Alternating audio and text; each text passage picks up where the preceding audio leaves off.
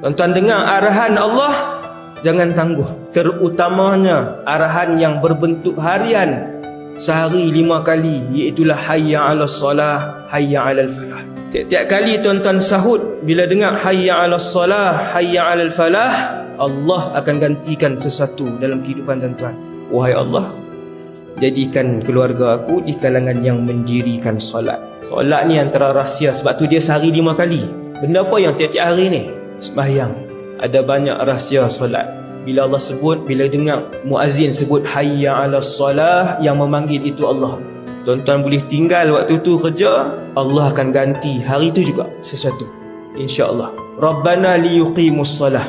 Wahai Tuhan, jadikan anak isteri aku di kalangan yang solat. Sebab bila solat, mereka akan jadi orang yang baik, yang beriman, yang baik sangka dengan Allah, yang tak berhenti mohon dengan Allah.